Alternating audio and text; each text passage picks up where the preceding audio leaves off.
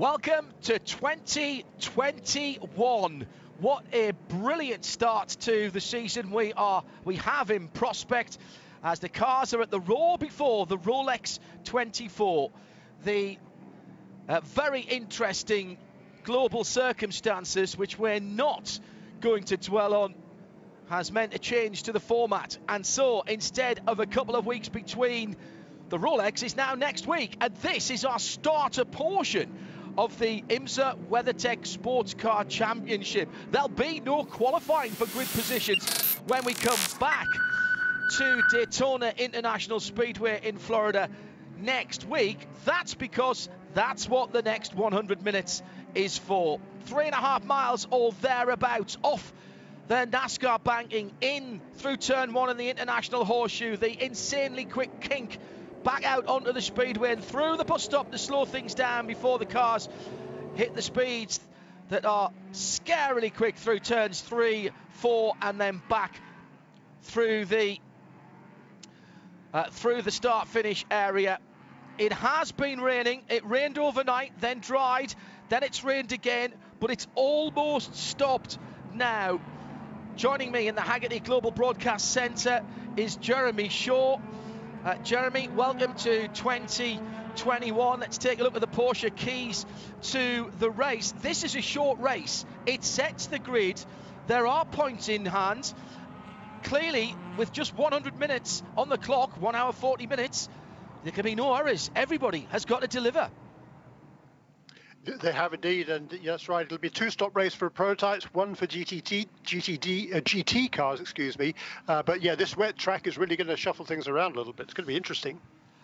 Drive time still applies, even though this is effectively a competitive qualifying session. What are we looking out for? Yeah, good question. I've not got that sheet in front of me. I think for the prototype car, I think it's just 10 minutes actually, so not really a factor for those guys. Shea Adam, our VP Racing Field Pit and Paddock reporter, can update us on cars that are moving to the back of the field and the drive times in the different classes. Shea?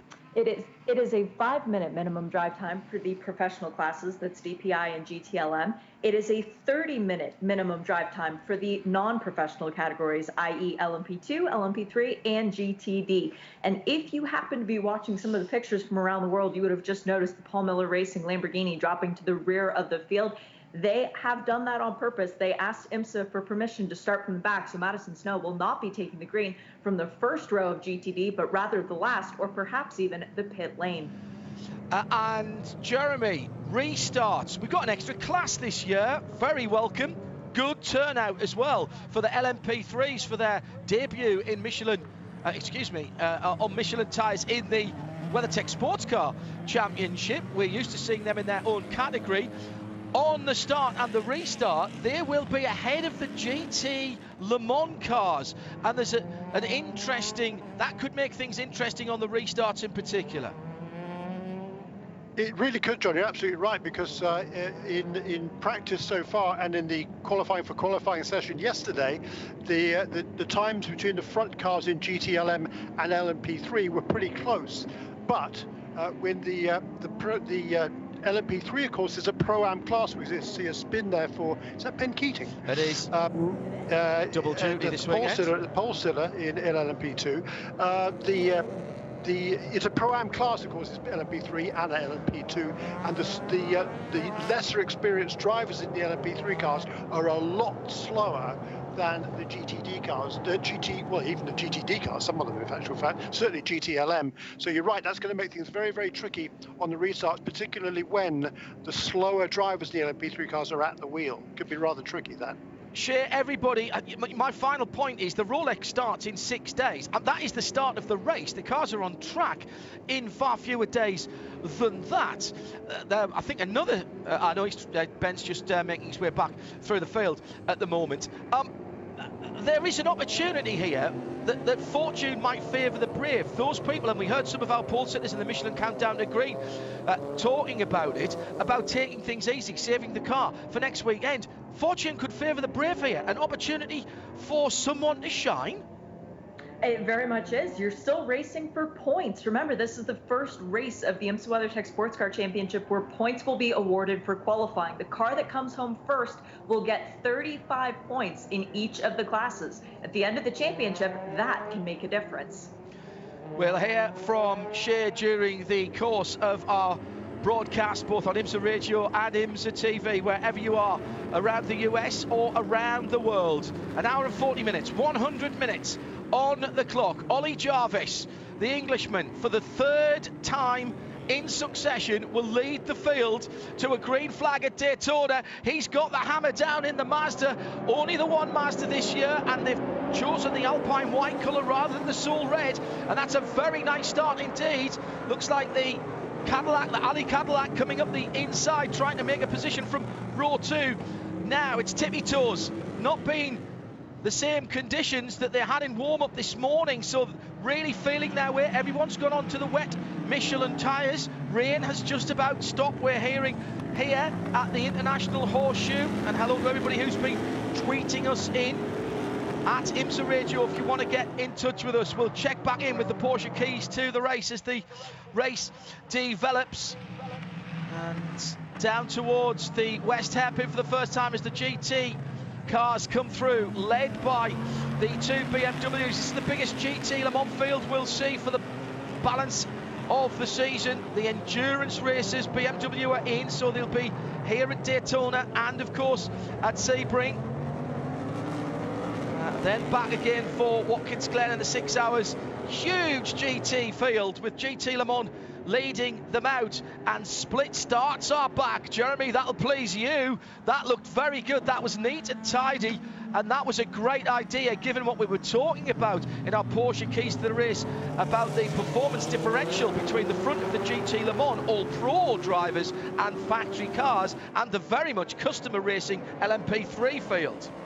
Yeah, that's certainly good to see. I think that's a very sensible move by IMSA to do that, particularly, of course, in these conditions. We see this a battle for the lead here in GTLM, but also the battle for the lead out front. It wasn't the Ali car, in actual fact, it was Kevin Magnussen in the Chip Ganassi Racing Cadillac that was challenging, I think, took the lead from Oliver Jarvis in the Mazda on this opening lap. Yeah, the fantastic sights and sounds of race cars back on the high banks of Daytona, and it's Corvette that have got to the front of the field.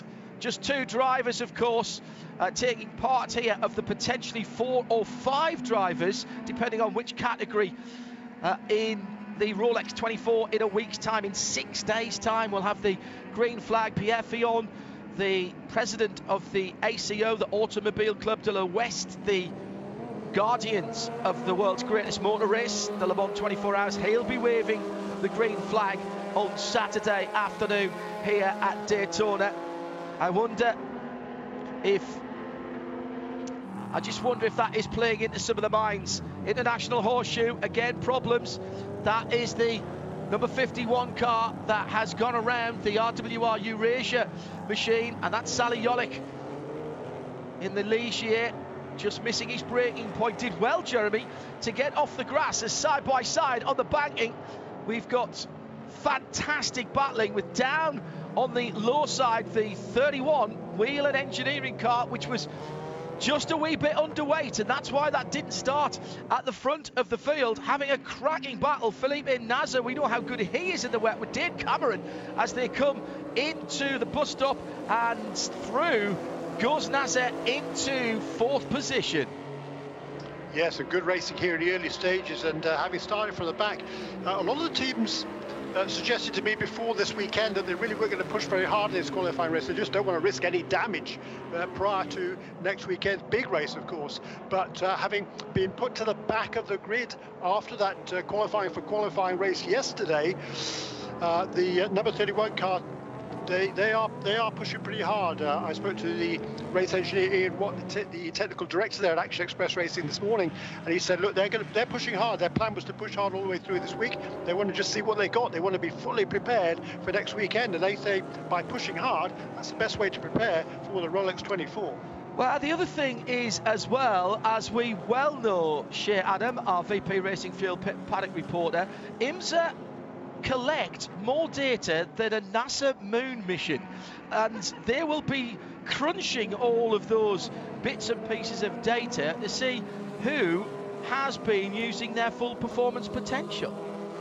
Yeah, the only thing that's slightly frustrating for IMSA and their brain trust will be the fact that conditions are mixed right now. It's not raining in the air necessarily anymore, but the rain being kicked up by the Michelin tires certainly does make it look like a very wet track out there, which does throw off all of the data that they're accruing, because every session thus far has been mostly in the dry.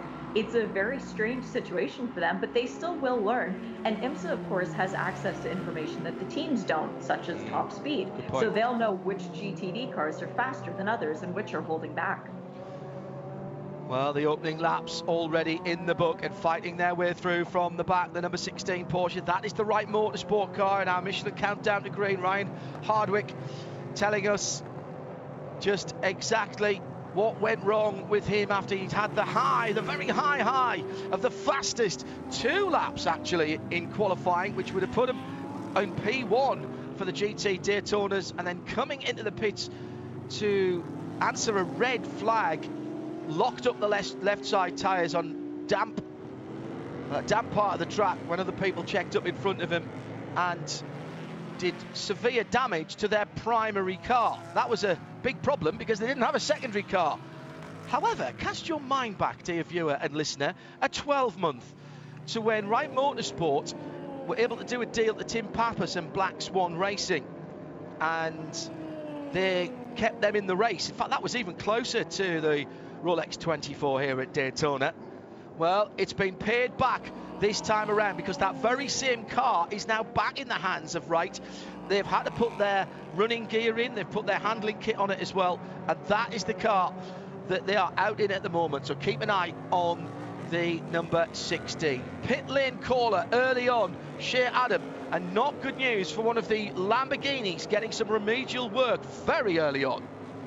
That is the defending Rolex 24-hour winner, the GTD category. Madison Snow taking the start for the number 1 machine, as it will be running for the Rolex since their regular number has been taken by Jimmy Johnson in the 48. But Paul Miller Racing into the pit lane. Madison Snow was running quite far off the times. He was supposed to start on the front row, but the team electing to drop back to the back of the pack, not knowing about this split start. But now it looks like there's something else going on, a little bit more sinister. I'll investigate with Brian Sellers and get back to you. Hello to Glenn Bomaris, who's in Canberra, Australia, just after 6 a.m. in the morning there. He's tuned in, and we're pulling together the biggest community of endurance sports car racing fans anywhere in the world. The only place for full live and free coverage of every lap of the IMSA WeatherTech SportsCar Championship season, as well as the other sanctioned IMSA races across 2021, is here on IMSA Radio. And for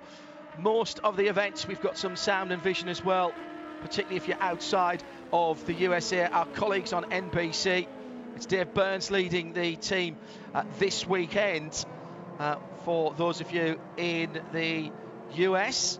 And if, by the way, you've just realised that you can't watch it on the telly because it's on tape delay, 4:30 I think that is Eastern, we will be replaying our version of the race in real time at 4:30 Eastern this afternoon on RS2 IMSA Radio. So if you wanted to, you'll seldom hear me say this, but if you want to turn off now and you're in the US and then listen again when NBC comes on the air, by all means do that. It's IMSA Radio and TV together, an hour and a half still to go. Shea Adam, our VP Racing Fuel Pit and Paddock reporter, has also been staying across the chatter on the race control channel, and we've got news of penalties. We've got 3 of them right now coming through. The 52 has a penalty. Oh, hang on, Shea, we've got 2 cars coming together, and it's the very pretty number 33, almost like the raspberry ripple coloured car. Fantastic colour scheme on that LMP3 machine. That's the Sean Creech Motorsport car, and that's gone around at turn 1. And Jeremy, there was another car involved there as well in LMP3. Did you catch that one? Was that the purple one? Oh, there's 2. I think one of them was number 8 car. You're right. And there's a white car there as well. Not quite sure which that one might be. It could be the number 18. Full course yellow. Full course yellow with an hour and a half to go. As everybody, it's a very nasty place just beyond the apex of turn 1. The two cars that spun off to driver's right have continued. The car that's gone under the inside wall has not. And that is in danger of losing a lap if they can't get that car fired up quickly and pointing in the right direction. 64 and 74 also involved there in that incident, I'm hearing from race control. And the 18 as well, as Jeremy rightly said, into the wall, and that's the one, Jeremy, that is struggling the most. The Era Motorsport, the Bremont watch-sponsored machine. It is, yeah. That's a shame for those guys. It looks like he's I think Dwight Merriman is driving that car at the moment. Indeed, he is, and he has got. He found reverse gear. He's got it back underway again. Don't think he hit anything actually, so he should be fine. Don't think he would have lost a lap either. Boy, that was a very interesting opening to this race, wasn't it? Kevin Magnussen, very impressive out front, as we expected it from the ex-Formula 1 driver. I tell you who impressed me the most, I think, during that opening stanza. Stephen Thomas in car number 11 leads LMP2. Okay, no, it's the gentleman drivers out there now in LMP2, of course, because they had to start, qualify and start the race. But Stephen Thomas, he's a guy who knew nothing at all about motor racing 2 years ago. He bought himself a track day car. He went and had some fun somewhere, and then he hooked up with Ross Bentley from Speed Secrets, and he decided he wanted to go racing. Last year he raced in the Prototype Challenge series, was very, very impressive. He actually ended up winning the Bronze Cup category and was leading much of the final race of the season. And here he is now leading in LMP2. He's set up this new team, Win Motorsport, along with Bobby Golazinski, who's been around the sport a long, long time.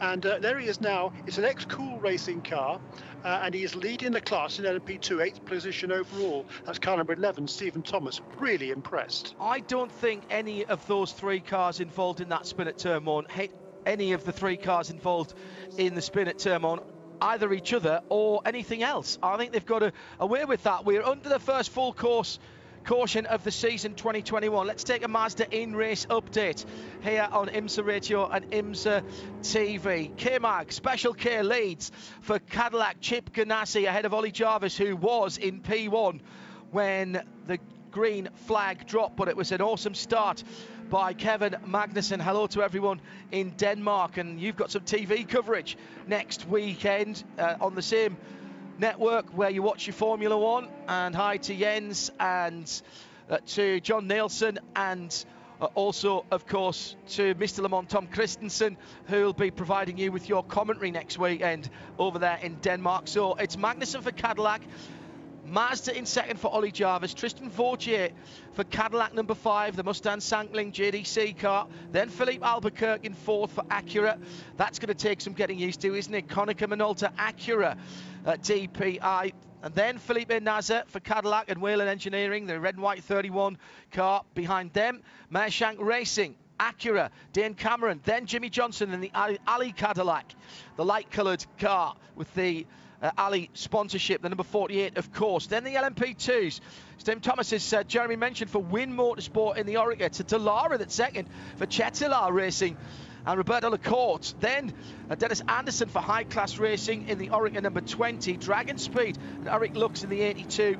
Then Racing Team Nederland. That's Fritz van Aert in the Jumbo sponsored car. RWR Eurasia after that spin by Sally Jolik in 6th position in the Ligier. In P3, Rasmus Lind for Performance Tech leads in the Ligier number 38 ahead of the man who started in P1, Maury Krantz for Mühlner Motorsport in the Duquesne DQ8. In 3rd position is John Bennett. Welcome back to motor racing, John Bennett. He's never been away. He never said he was retiring. Core Motorsports Ligier in 3rd. Then it's GTLM. Alexander Sims for Corvette. It was the Corvette that got through, and it was the number 4 car ahead of Marco Wittmann for BMW Team RLL in the 24 BMW. Then Alessandro Perguidi for Risi Competizione. Oh, how we'd like to see more of that team throughout the season, and see above comment for the BMWs as well. Timo Glock ricochets his way into 4th position in Team RLL's second BMW, the 25, and Ricky Taylor is 5th for Corvette number 3. In GT Daytona, Rolf Eischen, man who has come out of the 24-hour series by Creventic as well, of course, was racing in Dubai relatively recently. He's started the GRT Grasso Racing Lamborghini Huracan, the 111 car leads from the new livery, the red, white and blue windward livery of Russell Ward's 57 AMG Mercedes in second. Then Zach Robichon for Pfaff Motorsports Porsche 911 GT3R in third. Robbie Foley for Turner, and he's only doing single duty this year, Robbie, in that car, the 96 Turner BMW M6 GT3. Then Heart of Racing, Ian James for the Aston Martin Vantage, in the top 6 made up by Aaron Tielitz for Vassar Sullivan in the Lexus RCF GT3. That's how it stands with an hour and 25 minutes to go. That's the first of your Mazda in-race updates for this 100-minute qualifying race. And the Lexus that is leading them round at the moment, looks like we're not too far away, Jeremy, from getting this back underway. Tricky conditions, Jeremy. It has stopped raining. I don't think there's much choice. It's got to be wet weather tyres, but it's just finding the grip or lack thereof out there. These are not the conditions we had warm up in this morning. No, I don't think they've run these conditions this weekend. A few of the IPC cars were out in some damp for a while, so were the MPC cars. I don't think the WeatherTech cars have been at all. So yeah, very, very tricky out there. As we've seen, we saw Ben Keating spin, and even on the warm-up lap. So we don't see that very often. There's another spin for Lance Willsey as well. That's the second one of the day. The P3 cars, by the way, they do have traction control this season, so that's all of them. He lost it under braking. Yeah, the new generation of LMP3 cars, I believe, does have TC. But they don't tend to use them. The pro drivers don't tend to use them very much, but the AMs probably do. So yeah, as a result of that, we're not going to go back to green this time around. But yeah, very, very tricky out there. This track does dry out pretty quickly. Temperature-wise, I think it's about 70 degrees, whatever that is in centigrade. Apologies. But so it should dry out reasonably, I think, before too long. And of course, this track does tend to dry fairly quickly, at least on the banking. Infield, though, not so much. And that's where the tricky thing really comes, John. Shea Adam is watching and listening to the teams as our VP Racing Fuel pit and paddock reporter. Pro classes, strategies now open for those teams, Shea? Yeah, because this is a short yellow, the pit lane will not open, but the minimum drive time has been met. So drivers can come in, top off on fuel, and switch over to their co-drivers as soon as the green flag comes back out. That is an option for a lot of these cars now. The question will be, Jeremy, how far can people go? An hour and 22 minutes is still a long race here. We've seen people saving fuel here on the high banks in the past. But I'm not sure they could go this far if they were to pit sometime soon. Great start, Jeremy Shaw, at the sharp end of the field in his IMSA debut for Kevin Magnussen. I was talking to Renke van der Zande, who's his full-season teammate on Midweek Motorsport before Christmas when it was first announced, and asking him how he thought he would get on. And he says Kevin's got a big advantage for most drivers coming from a single-seater championship, Kevin coming from Formula One, of course, in that he knows this championship because he's been here, he's watched his dad race in it, and he's been in the paddock here. And he was really revved up for the start of this season. Yeah, absolutely. I mean, Magnussen, I mean, he's a really, really top driver. He won all sorts of championships on the way up through the ranks as well. 28 years of age from Roskilde in Denmark.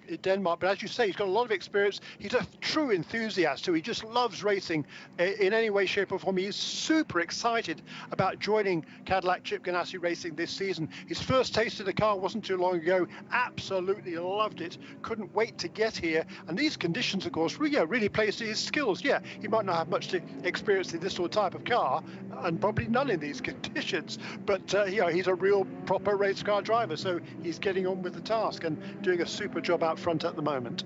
By the way, I think I may have put Ricky Taylor back in a Corvette when I was doing the Mazda in-race update. It is, of course, Jordan Taylor who started the Chevrolet Corvette The number 3 car sits in 5th position. Cooper McNeil, by the way, in the Porsche, the new for 2021 Porsche 911. It's one of the latest specification 19 cars, but with the full 2021 upgrade kit.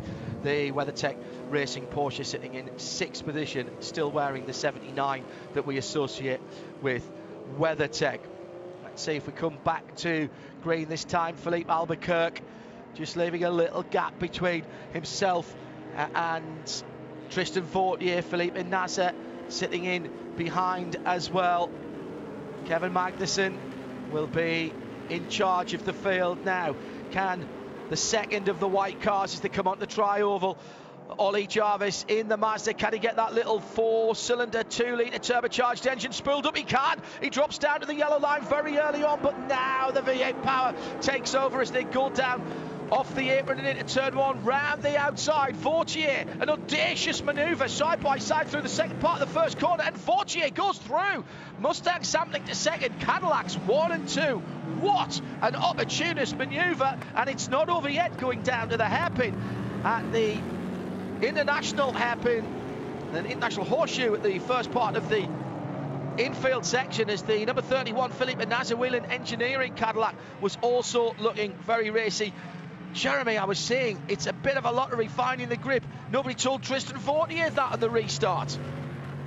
That was fantastic, wasn't it? Really, really great start there by Tristan Vautier, restart by Tristan Vautier. That was opportunistic driving there. Oliver Jarvis, you know, we talked about earlier on, a lot of the teams and drivers, they're coming into this qualifying race just to be cautious. They don't want to cause any damage. So I'm sure Jarvis, when he realised he was on the back foot there, he decided to back off and let Vautier go. We'll see what happens later on, as we see a lot of shuffling in the middle of the pack. At IMSA Radio, if you want to get in touch with us, lots of new colour schemes to get used to. Andy Blackmore tells me the full season spotter guide, or at least the spotter guide for the Rolex, will be available on Tuesday for download. So once we've got through this and everyone has finalised their driver lineups, Andy has been working very hard on a very short time scale. Hello, Andy.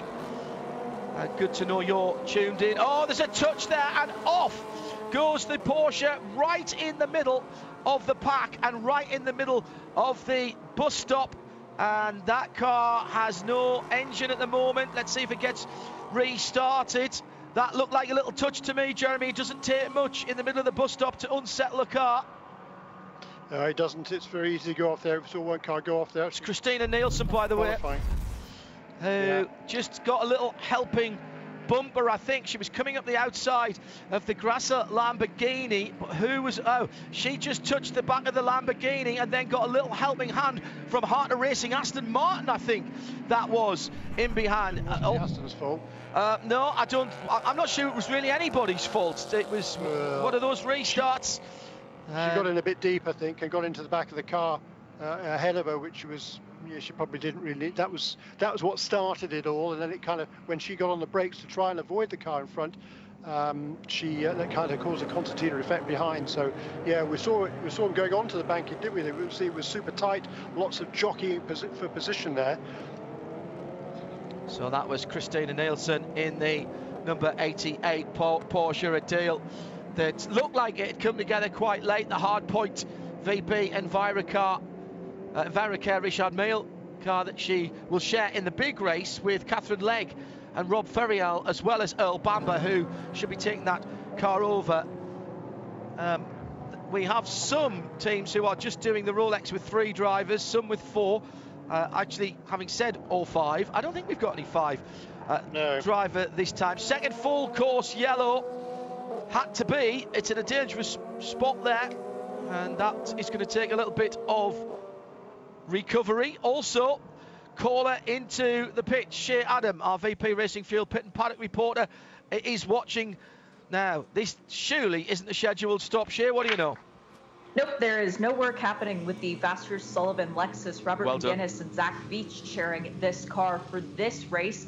McGuinness making his Rolex debut next weekend, but nothing happening on that car. We still have not hit minimum time, so the drive time has not yet elapsed, and that does end as soon as the car comes into the pit lane. So even if they were almost ready to do a driver change, McGuinness would still be well short on his minimum drive time for this race. Right, and we've got a raft of penalties for improper pass around procedures.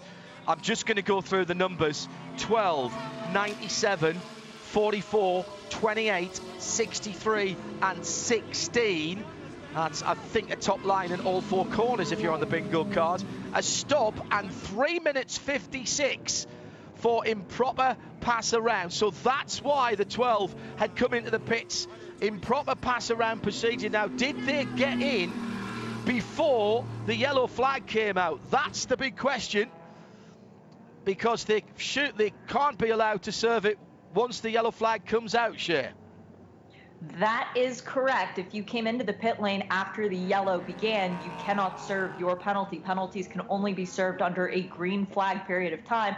But judging by the officials standing in the front of the cars, I would imagine that the GTD cars in right now, they made it and they're okay.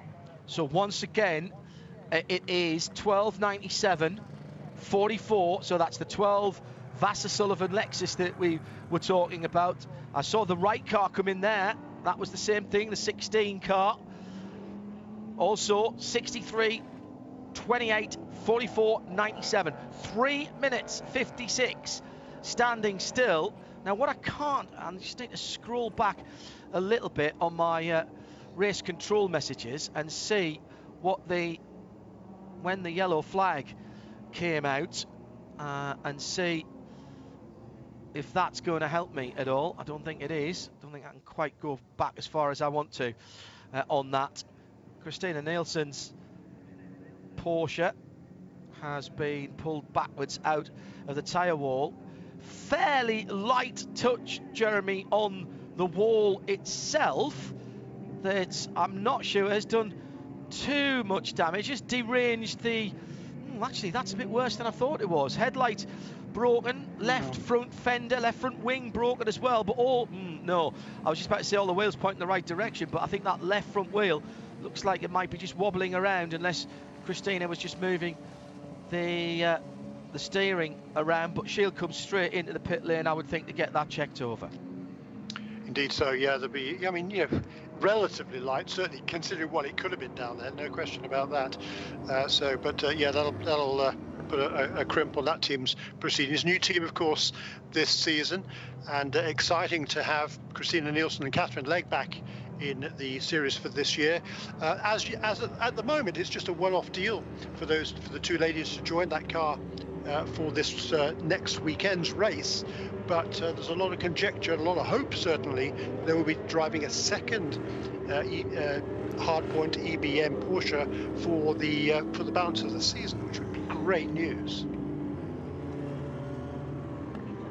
Go ahead, Shea. I just remembered something that happened at Sebring in the Michelin Pilot Challenge race, when we had a car that was on track leading the field that had to then come back in because their minimum drive time hadn't been met because they drove through the pit lane and served a penalty, meaning that the cars that we just reeled off for the improper pass round now need an additional 5 minutes worth of drive time in order to get their minimum drive time. No, that's a very, very good point. As well as being our VP Racing Field Pit and Paddock reporter, Shea Adam keeps an eye on the rule book as well. The pits have been open, an hour and 12 minutes left. Ooh, interesting. Shea Adam is watching the first pit stop for the new number 48 Ali Chevrolet. Yes, and this was none other than Jimmy Johnson who started this car. He could be handing over to Kamui Kobayashi, the reigning two-time Daytona 24-hour champion, but everybody coming into the pit lane from the DPI category, except for our leader, Kevin Magnussen, in the Chip Ganassi Racing Cadillac, staying out on the track in the 0-1 machine. So no driver change there, but up and down the rest of the field, it looks like full service as the pit exit light is on, meaning you cannot safely rejoin now, and that has been noticed by the first car back out onto the lane. That was Ben Keating, who actually came in while the yellow flag was out, so waited for service, but also into the pit lane, the number 11 for Stephen Thomas, which means that he's elongating his stint a little bit because, again, minimum drive time has not yet been met for our amateur classes. Yeah, very good spot. Yes, the 48 Chevrolet, of course, because it's always been the 48 Chevrolet, hasn't it? The 48 Cadillac in the field this weekend, with Jimmy's normal race number, due deference to the multiple NASCAR Cup champion, who's had a busy year this year, splitting himself between IMSA and some IndyCar races as well. And glad to have him in the championship. I remember getting an interview with him quite some time ago. It was Nick Damon who got an interview with him, saying that he was very interested in doing more sports car races and mentioned the magic words as far as most endurance sports car racing fans are concerned. He said the L and the M word. Jimmy Johnson to Le Mans. There's a thought, isn't it? That is just glorious. Just a quick bit of programme information for you. On our sister channel RS1 on Wednesday, 8 o'clock UK, that's 3 o'clock in the afternoon Eastern time. Do the rest of the arithmetic yourself. It's Midweek Motorsport, now in its 16th season, and we'll have an IMSA special on Wednesday as we wrap up what's happened here for the Raw, and also look ahead to the 2021 Rolex 24 Hours of Daytona. Our big interview this week, well, if you're a Chevrolet, a Corvette fan, you will want to listen to it. We've got the new head of Chevrolet Racing as our big interview on Wednesday. So join us then on RS1, and you can get to that via imsaradio.com or, of course, radio-show.co.uk. imsaradio.com. New for 2021, we've incorporated all of our IMSA content onto a new portal. Sound, vision, feature programs, all of the review programs from last year as well. Looks like we have got the pits open for GT. We'll get that done with Shea, and then we'll give you another Mazda IM race update. If you can spot what's changed since the last time around. There have been some changes, particularly at the sharp end of the field, with quite a lot of the LMP2 cars not stopping in there, as the GT cars come to pit lane, led in by the GT Le Mans leader Alexander Sims for Corvette Racing. Shea? It's going to take some getting used to adjust to saying that, eh, John? Yes, we do have a pit stop coming in. It looks like all of these cars are going to slick tires, as both of the Corvettes in. Nick Tandy takes over his Corvette. I don't have to put $1 in the jar, as slick tires went on that car as well. And for the BMWs, we've got the black one, and that's the 24. They too are doing full service and putting black slick tires on that car as well. It's interesting, BMW actually for this race electing to run all 4 of their endurance drivers, all 4 of which have extensive experience in DTM, not necessarily sports car racing. But there is also a tire change going on for the 14 Lexus, where I would imagine one Mr. Oliver Gavin would be taking over behind the wheel of that car from Aaron Telitz. Aaron, who has done his minimum drive time and is a rabid Green Bay Packers fan, so he'll be wanting to get out of the car and tune in to the NFL channel. Pit lane exit light is on. Tandy noticed that. He is waiting for permission to go out on the track, so very heads-up driving once again from people in both categories. A slow pit stop from the 21 Ferrari that came in from the lead of class, or from close to the lead of class, as the fueling was done well before the driver change was completed. But pits are back open and cars are back rolling. Slick tires up and down that field. Let's quickly, well, that might have just fallen nicely for those. Let's quickly do a rundown, and this is going to be sound a bit odd at the moment. Already asking about what's happened to Ollie Jarvis and the number 55 Mazda. Well, they stopped. Kevin Magnussen leads. He has not stopped in the Cadillac Chip Ganassi Racing 01. Also not having stopped, Chetila Racing in second, the Dallara leading LMP2, and none of the other LMP2 cars that I'm about to mention have yet stopped.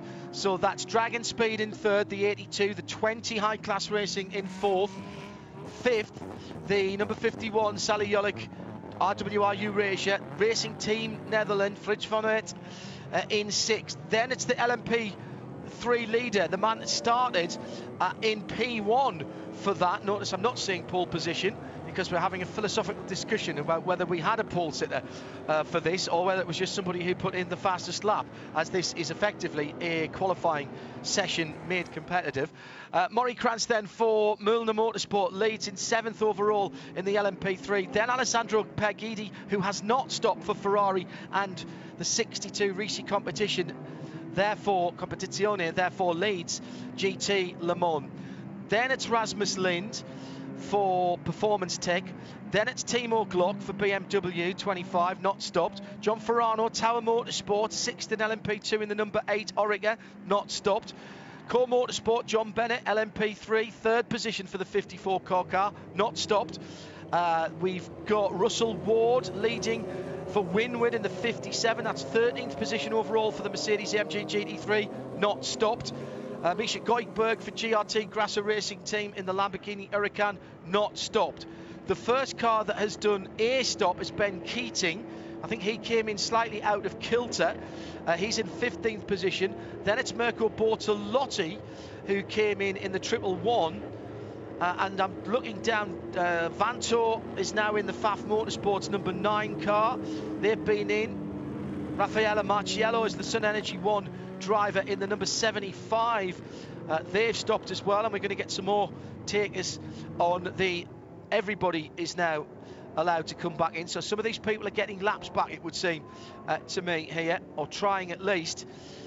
They've stopped in the Sun Energy 1 car. Nicholas Nelson has stopped in the 21 AF Corsa. In fairness, actually, whoever it was who asked about the 55 Mazda, it has dropped a very, very long way down. But it did put Harry Tinknell in. I did notice Harry's name in beside the 55 car. But it has lost an awful lot of ground. But of course, Jeremy, we'll get shuffled round again, because we'll get the prototype and GT split, won't we? Indeed so, yeah. But the number 55 car, it actually fell to the back on that restart lap. It was overtaken, as we saw, by Tristan Vautier. That was around the outside of turn 1. But by the end of the lap, he'd actually fallen to the back of the pack in DPI. We didn't see why, but that was the case. So before the stops, the number 55 car was at the back, and as you say, I think probably remains there now as well. Sam Collins says it was a pole sitter, no debate. Well, IMSA is still debating it. This is effectively a qualifying session. It just happens to be competitive. It's just a different way of going qualifying. It's 2 drivers for 100 minutes, and instead of averaging your lap time out, it's who crosses the line first. But this is a qualifying session for next week's race. So this is what sets the pole for the Rolex. So there is seriously a bit of discussion going on. Michelin post-race tech, when the checkered flag falls tonight, it's the end of this qualifying award. Let's call it that, so I don't get myself into too much more trouble. But we'll continue the conversation, and that's where it will start. What do you think of the new format? Who do you think, when you've seen this 100 minutes of racing, who do you think is showing everything they've got? Where do you think the advantage lies within the new teams and the new drivers? We want to hear from you. The hashtag is Michelin PRT. Michelin PRT for post-race tech at IMSA Radio, please. Jeremy Shea, myself, staying on air after the 100 minutes have elapsed to answer your questions and your points arising. Safety car lights are out, so we have cycled the DPIs back around, and Harry Tinknell then finds himself in 5th position despite all that drop time. So Cadillac Chip Ganassi has not stopped, remember. Kevin Magnussen not yet made his first pit stop. So as we come back to green, here's how it stands. Chip Ganassi number 01, Mustang Sampling number 5, Vautier. Then Ricky Taylor in the number 10 car, the Konica Minolta Acura. He is now at least in the race. Whelen Engineering, number 31, Felipe Nasser. Jimmy Johnson for Ali Cadillac in 5th. Then Harry Tinknell in the 55 in 6th position. The best of the LMP2s is now 82. Eric Lux for Dragon Speed, with the sun beginning to break through at Daytona for the first time this season. Sally Yolick in there as well inside the top 10. Maury Krantz still leads LMP3 just outside the top 10 for Muller Motorsport. In GT Le Mans it'll be Per Guidi, Alessandro Per Guidi for Risi Competizione. Still a bit of shuffling going round. We're going back to green once we've got settled down. We'll give you some more penalty information from Shea Adam, our VP Racing Fuel Pit and paddock reporter, through the tri-oval. And Magnussen nicely controlling the start, had a couple of 3 cars lengths as he went across the line. That's been cut down by Vautier, who's had another sparkling start. He's really good on cold Michelins. Round the outside, Felipe Nasser is up into 3rd place as he completely mugs Ricky Taylor, who really wasn't expecting him to come round the outside in the black and blue car. He was holding the inside line and defending into the international horseshoe, exactly what you'd expect him to do. But Vautier and Nasser really taking off. Harry Tinknell sitting in behind that battle. Very, very good indeed on that restart. 1 or 2 of the teams deciding to go for slick tyres. We'll let this first racing lap get underway and then speak to our VP Racing Pit and Paddock reporter Shea Adam, who has penalty news and Michelin tyre news as well. Haggerty Global Broadcast Centre, live coverage from Daytona. Under an hour to go now. The Idemitsu Mazda trying to go down the outside into the bus stop. Harry Tinknell gets it done. What a great overtake there. And that is Ricky Taylor dropping down to 5th position. Shea Adam, what do we know about, first of all, tyre choices there from the prototypes in particular that came in? Most of them went on to slick tires when they came in to do their pit stops. Remember, it was only our leader who stayed out, but we did see the 60 of Meyer-Shank Racing come back down the pit lane. That Acura putting on slick tires on its 2nd stop. They hadn't changed tires under their first opportunity, decided that they went back out, and it just wasn't right for wet tires anymore. We also have speeding pit penalties coming down. The 11, that's Stephen Thomas, was +2 kilometers over the limit, so that's a drive-through. But more of note, the number 12 Lexus from Vassar Sullivan, +21. That's a stop and 20-second hold for that penalty. It's going to hurt. And by the way, listening to IMSA Radio does help save races. We had a situation where Scuderia Corsa was going to do their driver change. They heard me say that minimum drive time had not been met for cars that met penalties, and Brett Curtis took the car back out on the track. Yeah, thanks to everybody, Tyler, and the rest of the IMSA technical team for making sure that we can be heard all around the racetrack, as well as our colleagues at NASCAR Productions who are providing us with the great pictures. Looks like there's a problem at the sharp end of the field there. Kevin Magnussen dropping time going through turn 6, and for a moment I thought he had a problem with the right rear, but he seems to be back up to pace now. But Vautier and Nasser has gone through. It was another great start from Vautier. He's really setting his stall out early in the 2021 season.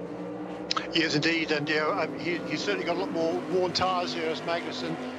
We don't know, do we, who is on wets, dries, excuse me, at the front of the field. Everybody except Magnussen, we think.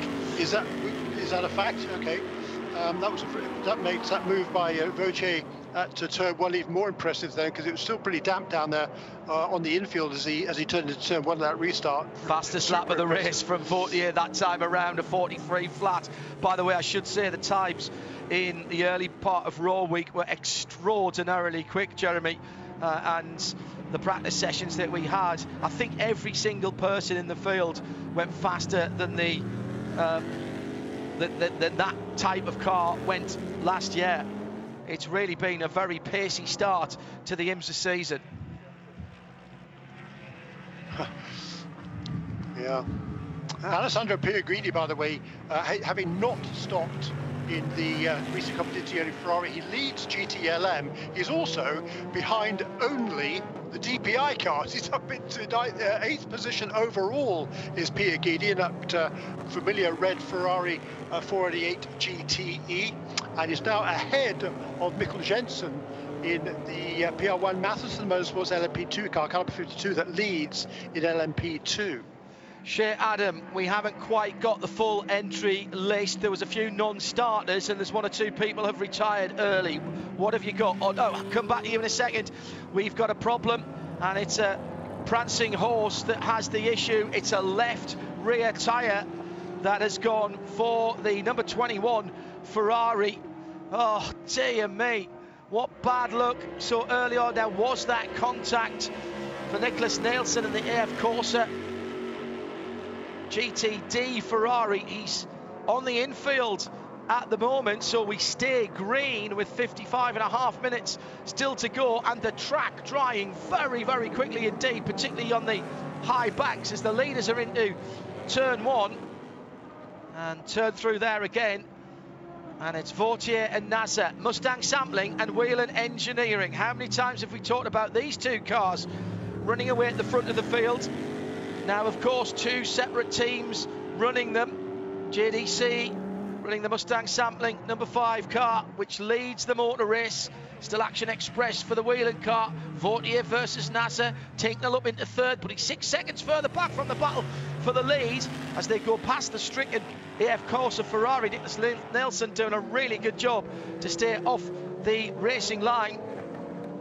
Then it's the Konica Minolta Acura of Ricky Taylor. I was just, you know, getting ready for him to get in the car. Just managed to put him in the wrong one, which I think panicked everybody at both teams. At IMSA Radio, if you want to get in touch with us. Shea Adam, tell us about the cars that didn't start and the cars who have already parked up. We never got to see the 6014 TGM Porsche or the 74 LMP3 machine from Riley. We no longer have running the number 1 Lamborghini from Paul Miller Racing, the 91, the other LMP3 machine from Riley. The 38 Performance Tech car came into the pit lane. They put Cameron Castles in and then rolled the car back behind the wall. And the 44 Magnus Racing Acura, that too is sitting in the pit lane, expecting not to come back out. Whereas the 75 Mercedes of Sun Energy One and the 28 Mercedes of Michael de Quesada for Allegra, they too have not reappeared for a little while. But we have had a pit stop, a very notable one, the 01 from Ganassi Racing. Kevin Magnussen is now on slicks. Well, it's Renger van der Zande who's taken over that car. Shea, he took the car over. Tyre change, as you mentioned. Oh, and a spin coming out of the pits for, I think that was that the leading GT Le Mans car? I think it was. It is. Yeah, it's the 62 Ferrari.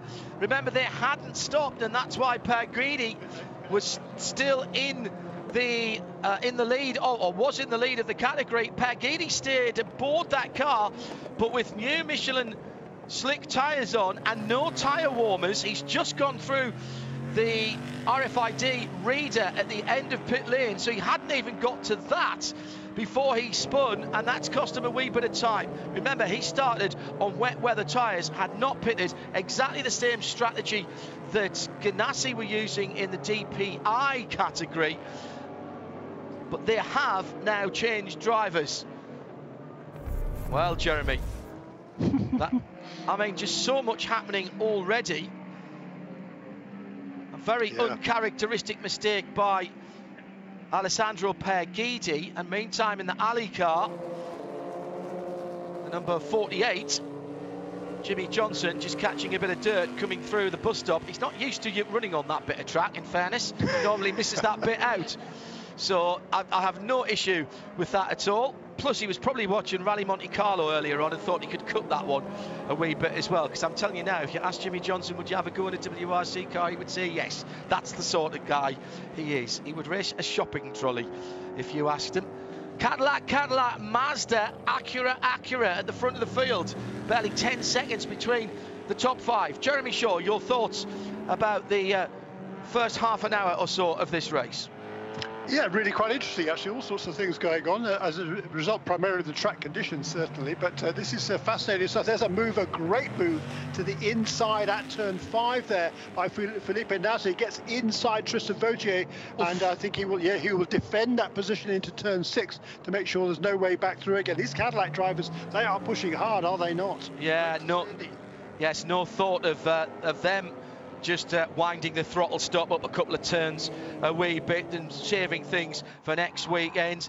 Look for a moment as if Fortier on the short chute between turns 5 and 6 was having a look down the inside, but he got onto the curb, which is still very, very wet indeed. So Felipe Nasser for the Whelen Engineering Cadillac Action Express team with a dry-ish line pretty much everywhere, and a very dry line in some places. He's coming out of Speedway turn 4 now.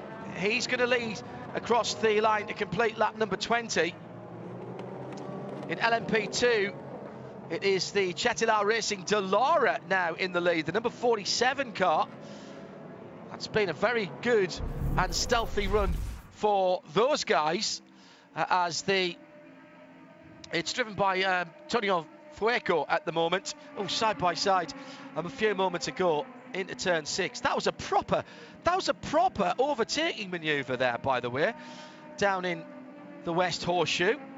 Came from a long way back, but Vautier saw the red and white Whelen car, just modified his line. And there was a moment, I think, when Vautier just thought, you know, I might be able to out-drag him. Oh no, hang on a second, I've just spun up on the yellow curbs. Nick Tandy, by the way, now leading GT Le Mans, and JTR in the UK will be going mad. John. Say again? Guess who leads in GTD? GT Daytona. Oh, that's Bill Oberlin. The cream rises to the top, Mr. Shaw. Wow, fantastic. He's taken over from Robbie Foley, and we saw how brilliant he was at Charlotte last year on the Roval course in the wet. I mean, he just ran rings around everybody in this Turner Motorsport BMW there. It's pretty much dry now, but he's still doing a fabulous job. And he brings that car into the pits with 49 minutes remaining. This will be his final stop of the race, he hopes, at least, for that number 49 car. In second place, by the way, this will hand the lead 96. Now to Oliver Gavin, who's come to number 14, Vasser Sullivan Lexus. No aim this season, of course, just Vasser Sullivan for Lexus RCF.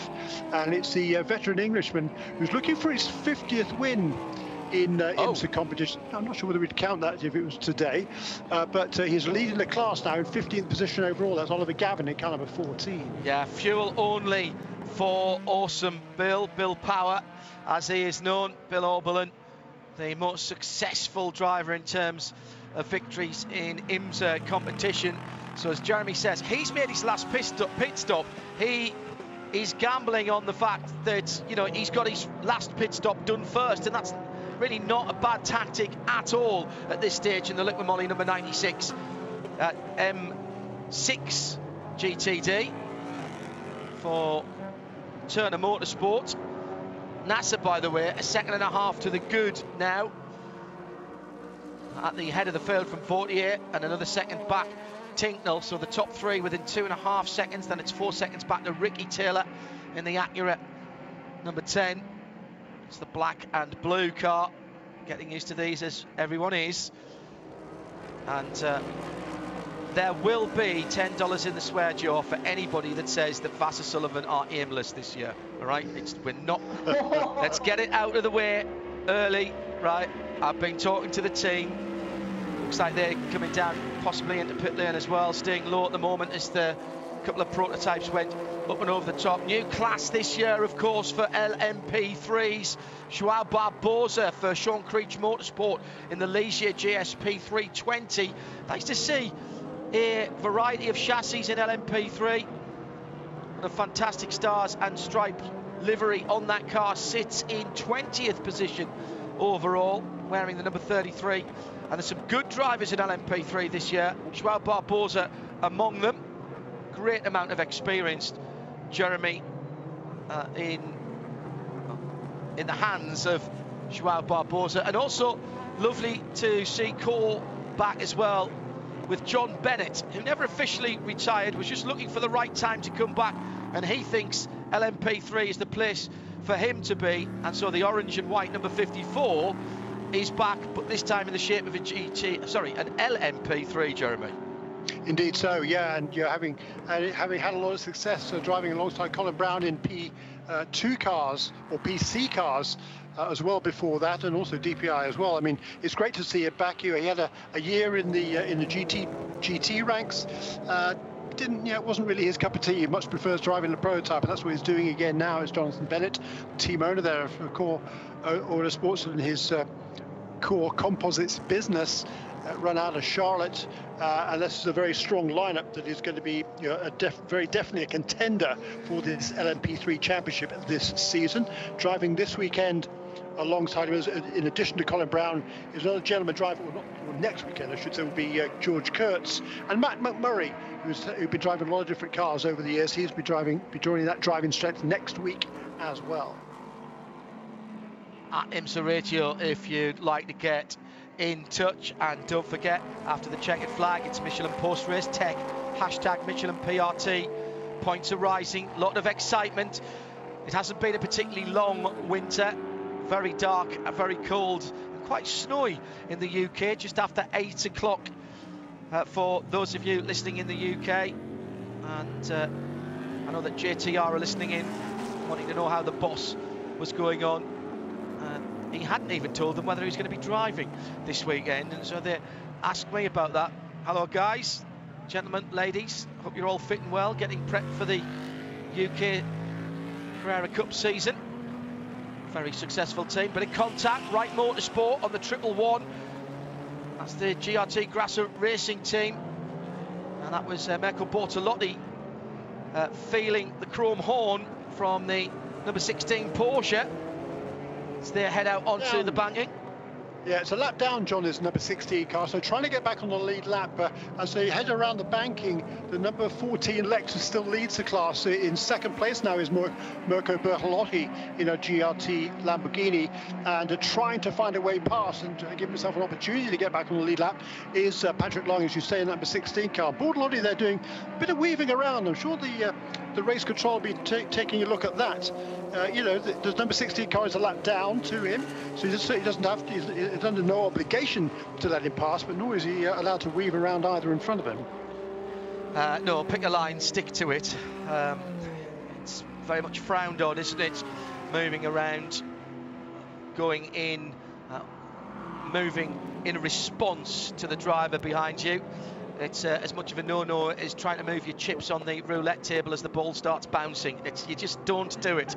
Down into turn one, and the Lexus, bright yellow with the black markings on the Bumblebee, if you will, going through the chicane of turns 2 and 3. Then the Grasser car in behind. That's Ollie Gavin, just 0.3 of a second now between himself and the Lamborghini, and that teal blue number 16 Porsche. A lap down, as Jeremy mentioned, so not in this fight, but crucial to get past these two cars. If it does, and then we have another full course yellow, of course it will be able to cycle round. That's a brand new car to that team. Up until very recently, it was... Well, it's a car that's returned home, Jeremy. No, that's very good. Yes, I heard you in the background there. It's a car that's returned home. It's brand new to them for today. They shook it down this morning in the warm-up session, and they've had to transfer their suspension and drivetrain into a shell that this time last year was passing between Wright Motorsport and Black Swan Racing. Tim Pappas bringing it back here to race, but he unfortunately can't race this weekend because of a positive COVID test. He and his driving colleagues at the Dubai 24 last weekend, unfortunately testing positive, so obviously not allowed to come into the secure bubble this weekend. So that car has gone back from Black Swan into the hands of Wright, and a heck of a lot of work done by the guys. Ryan Hardwick absolutely mortified that he got the fastest time in that category, the GTD category. So we know that those guys can put a good car together. And then in night practice, on his way in for a red flag after he'd done his laps, lost it on the slippery white lines and did a lot of damage to what was effectively their primary car. But a good battle going on here, and this bodes well for a week's time, Jeremy, because we've got 3 different manufacturers in GTD here, both very, very closely matched indeed. And if anything, I would say the Porsche probably has a little bit more pace at the moment, but just can't turn it in to an overtaking opportunity from the first and second place cars ahead of it.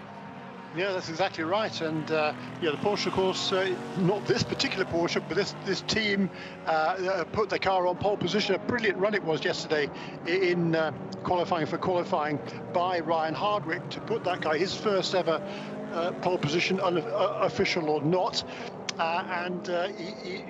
So now Patrick Long is taking full advantage of the pace that car clearly has, and he wants back on that lead lap. Meanwhile, out front, Felipe Nasser turning some very quick laps. Last lap around was his best lap of the race so far, 137.6. Goes across the line again to complete lap 26. That's a 137.6, almost identical lap time by our race leader. And he's now a couple of seconds ahead of Tristan Vautier. Harry Tincknell hanging there in third position. He had set the fastest lap of the race. That had been reset a little while ago now by Renger van der Zande, who, having made that taken over from Kevin Magnussen, is now moving his way very quickly through the field up into 13th position overall. That's car number 01 for Renger van der Zande. 136.639 is that fastest lap of the race. And GTD, LMP traffic going through turn 1. Now there's half the job. No, there's all of the job done, is it? No, half of the job done for Pat Long as he splits the first and second place GTD runners. Ollie Gavin has dropped into second place. The Grasser car leading now. So Bortolotti in that little schmozzle with some LMP3 traffic. Bortolotti's gone through in the 111 GRT Grasser Lamborghini Huracan, so he now leads GTD, and he's got the number 14, check that, the number 16, Wright Motorsport of the Porsche of Patrick Long sitting in behind him. Welcome to GT Le Mans for WeatherTech, and they're very patriotic, mostly white with red and blue, 79 Porsche. As Bortolotti now, Jeremy, taking advantage, using the traffic. It wasn't part of our Porsche keys to the race, but traffic is always going to be an issue. But certainly on the restarts, we've seen particularly Tristan Vautier, Felipe Nasser making the best of any of the restarts, and we've seen how costly any small errors can be in this short race. I wonder if it is a chance to shine for any of these other teams. Certainly Patrick Long is desperate at the moment to try and get back on the lead lap of GTD. Yeah, that was a bold move there by the number 111 Lamborghini Bortolotti down the middle there, under braking for 2-1 to go into the lead of the class. That was a pretty bold move by him. Oliver Gavin saying, okay, that's fine, you can do whatever you like, I'm not going to get into any argy-bargy at this stage in the race, certainly. So he's just running very nicely there in the second place. At number 14, Lexus, by the way, qualified way back down the field by Aaron Tielitz. Spoke to Aaron yesterday. He said he just didn't get the traffic right, basically, in the qualifying session yesterday, and he didn't get an extra lap in like some of the other cars did when he was looking for a good clean lap.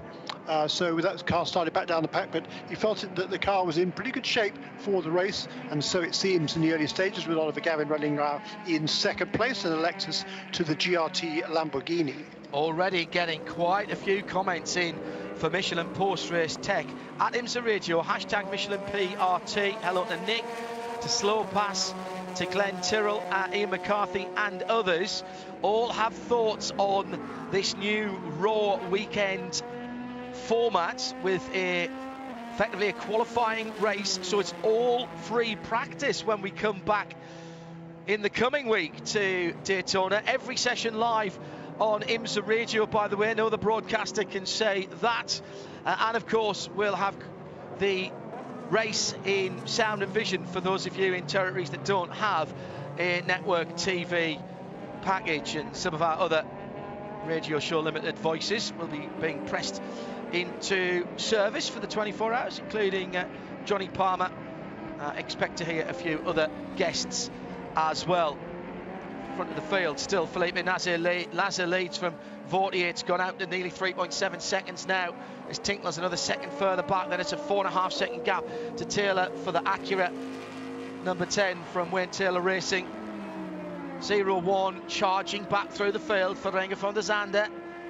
1:36.6 his best lap of the race, did a 37.3 last time around. He's a minute and 23 seconds off the lead. Remember that. So 83 seconds off the lead in that crayon grey coloured 0-1 of Cadillac Chip Ganassi Racing. Yeah, I mean, he lost a fair bit of time in just those couple of laps on wet tyres after the restart. He did 3 laps before he came into the pits, lost quite a bit of time there. Then, of course, the pit stop itself.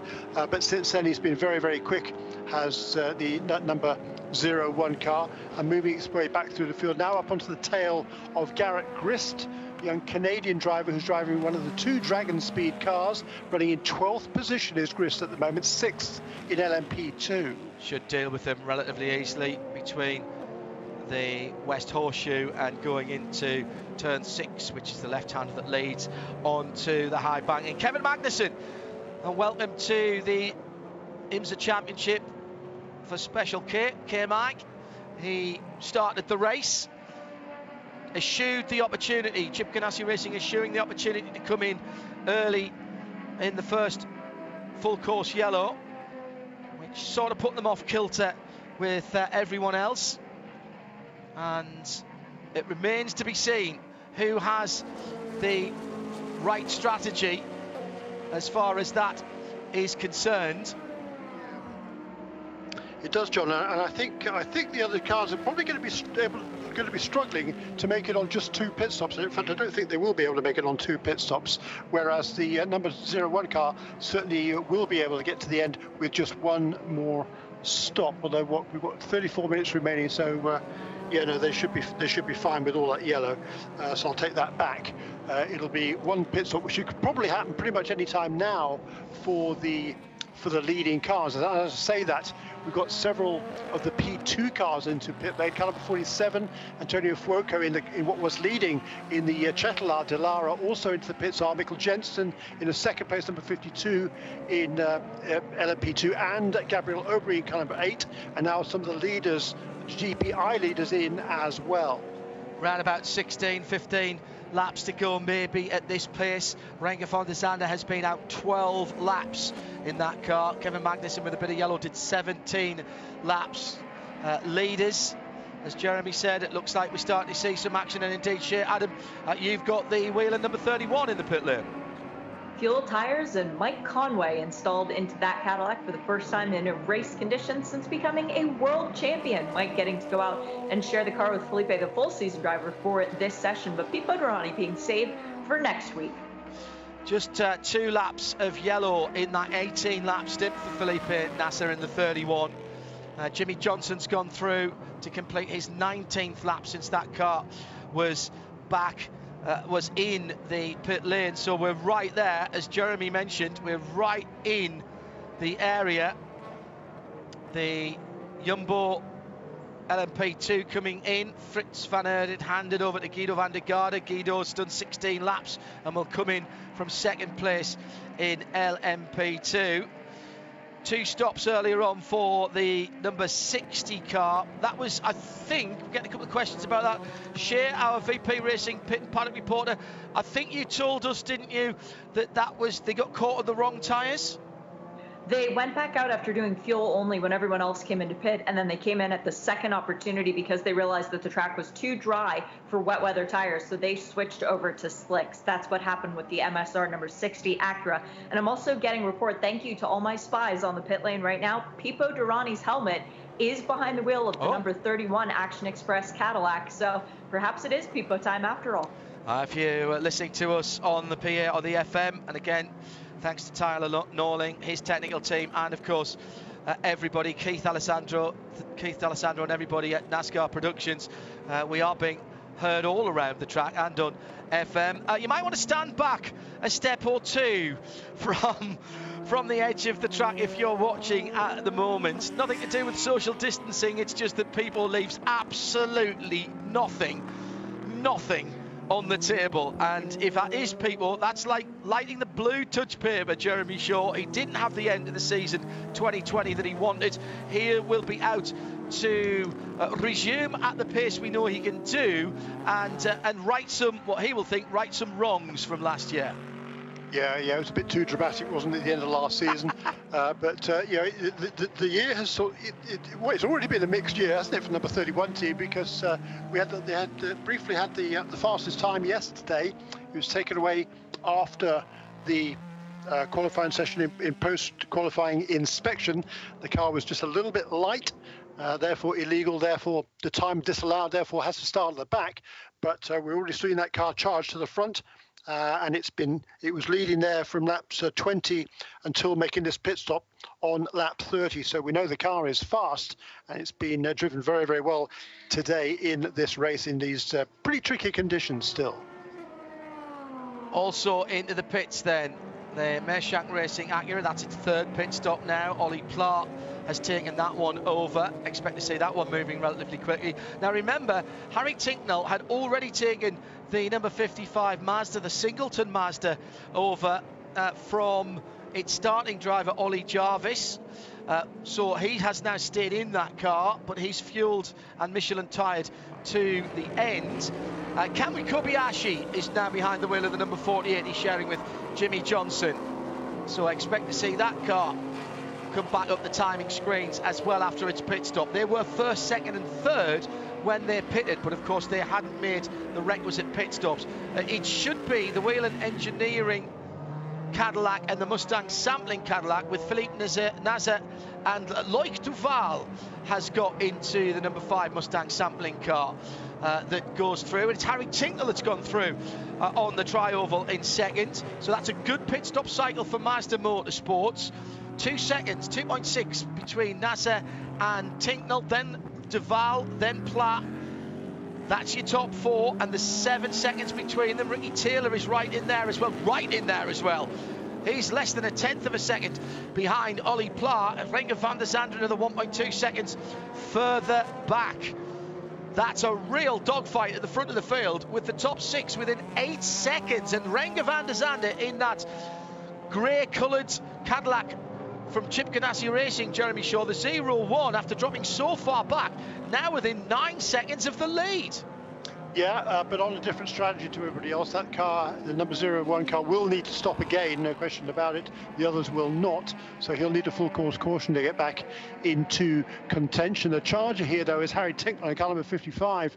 He found a way past the number 5 after the restart, so now up into second place in the Mazda. They start on the pole position here today. I think that was on the pit stop cycle, Jeremy. That past him on the restart. Okay. Yeah. Just looking at restart, but maybe I didn't. No. You may be right. It's early in the season, and Renger van der Zande, I reckon's got a couple of laps in the tank of his Chip Ganassi Cadillac DPI. Just going through turn 1 now and heading onto the infield. The almost all-white number 44 NSX. It's Andy Lally in the Magnus with Archangel entered Acura. New car, new colour scheme. White with the red spot on the door. The very reminiscent of the Rising Sun flag of Japan. Love it. And the Speed Racer livery on that car. Very nice indeed. Coming out onto the high banks again. Looking, well, the damp track at the beginning has made all of these cars look like they're coming into the morning shift of a 24 hours, Jeremy, not having just been racing an hour and 10 minutes or so. Yeah, that's right. That's what these conditions will do for you, that's for sure. A glimpse of the number 6 car for Lawrence Herr, who's taken over from Moritz Kranz, leads in LMP3 all the way back down there in 30th position overall.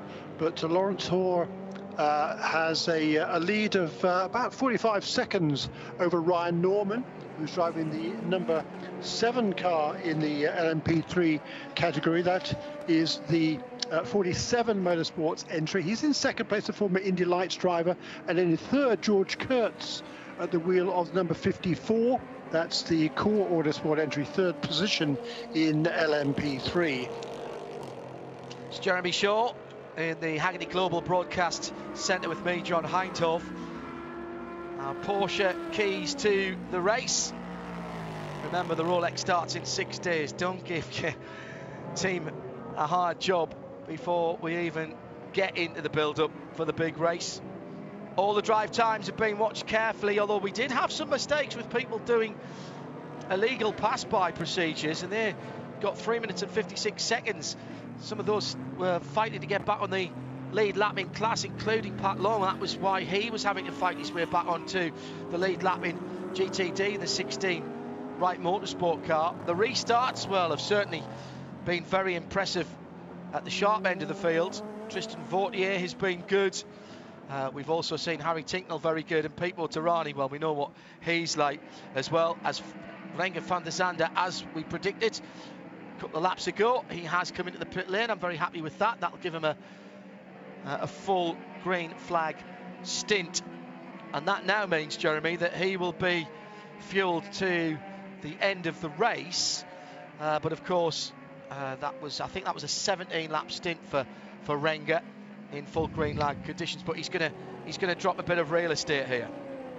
Yeah, he is, and he didn't need to come in then, but to come in and get that final stop underway, I think he could have gone a little bit longer than that if he'd wanted to.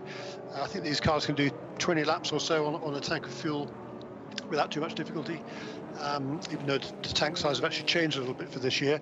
But that number 31 car, it's Pete Motorani, who a couple of laps ago set that car's best lap of the race at 136.86. His gap to Harry Tinknell in second place, just growing just slightly, 3.3 seconds last time round. Kamui Kobayashi, by the way, he's taken over from Jimmy Johnson in number 48 Cadillac, and he is flying. He's just set a new fastest lap of the race, the Japanese driver, 136.298 for Kamui Kobayashi. He's in sixth position. He's a dozen seconds behind Ricky Taylor, who's in fifth in a Konica Minolta Acura, not Cadillac, Acura. I know. How many times? I did it right. I'll get it wrong next time probably, but I got it right this time. Shea Adam, we haven't heard from our VP Racing Fuels Pit and Paddock reporter for a while. Everybody's settling in. It's the run to the flag now, and this has gone over very, very quickly. What are the teams saying? Well, we've had a couple more issues up and down the pit lane. The number 24 BMW, most recently just coming in for Augusto Farfus, they came into the pit lane because of a vibration that was felt in the car, so threw a new set of tires onto the black BMW and sent Augusto back out. Again, two-time winner of the Rolex in the last 2 years. But our official retirements list has grown a bit, in addition to the 2 cars that didn't start the race and the 3 that I've mentioned already so far. The 30 Performance Tech has come into the pit lane. That LMP3 machine did not resume. The 42 Audi, the only GTD Audi running, has also retired. And I'm waiting to hear back confirmation, but I believe that the 33 Sean Creech LMP3 machine is also going to be listed as a retirement. Rob Chalmers asking, will the Chip Ganassi Caddy have a sponsor and livery for the Rolex 24? Shea Adam, I know that the excellent Andy Blackmore Spotters Guide has not been released yet, because not all liveries have been finalised. We were talking about the Speed Racer livery, but that, in point of fact, hasn't been officially released yet on the number 44 Acura NSX. What do we know about Chip Ganassi? That is the livery for the season. That is what they've drawn up, what they've come to a conclusion. It's very clean, it's very simple, and it's also very fast, according to their drivers, if you talk to them. But yes, you did mention the Magnus Acura. That's going to be another weird one to get used to saying. That car will have a livery unveiling early this week, as they traditionally do a poster to go along with that. So pictures and videos have not yet been seen of the car, and the team's social media has actually been having way too much fun with that. But yes, if you haven't yet seen it, watch it on the video now. Elsewise, you're going to have to wait a couple days to see what the car actually looks like. Yeah, when they do the official reveal. David, AMG at IMSA Radio. He sent this in for Michelin PRT, hashtag Michelin PRT, but as it refers to the race, I'll answer it now for you, David. I'm not sure where you are in the world, but thank you for spending your, well, I presume it's Sunday. You could be into Monday in some parts of the world. Asking about pit stops. Is there a minimum pit stop time? Only as quick as you can get everything done, basically. So no, there's no minimum pit stop time. It is, in fact, there are things that you have to do. So a driver has to have belts on before you're allowed to go, all the safety stuff and all the things you would expect. But there's no artificial interference with pit stop, except we will have at the Rolex for the LMP3 cars alone an 8-minute pit stop, mandated pit stop for the Rolex. The other thing that is carefully monitored, by the way, is fuel flow and how much fuel is going in and whether that is being messed about with. That's the only thing that IMSA look at. But in terms of other series, I know what you're saying, David. No, the answer is no, you don't have to do that. Oh no, that you haven't done your long 5-minute stop yet. No, none of that. So it's there's no artificial interference. 20 minutes to go then on the first competitive action from the IMSA WeatherTech SportsCar Championship of 2021. IMSA Radio and IMSA TV. Shea Adam, our VP Racing Fuels Pit and Paddock reporter, is watching as the LMP2 leader comes into the pits. That is the number 81 car. Shea Adam. That was Garrett Grist taking that car back out, the Dragon Speed USA Orica, which he shares with Rob Hodes. Both of them Daytona 24-hour rookies, but Garrett already with a win under his belt in the LMP2 category, looking to try and get a pole position to add to that title today. 10 laps or thereabouts to go. We've been green for 42 minutes or thereabouts. Jeremy Shaw, a proper dash to the flag now, and at the front of the field, Pete O'Tirani and Harry Tinknell have been having a battle, but now it's Tinknell getting pressure from Loic Duval as they go down towards turn 6, and a big lock up by Duval in the grey, white and yellow Mustang sampling into turn 5 there, and now onto the banking through turn 6. This is quality. Top 3 cars separated by just 3.5 seconds.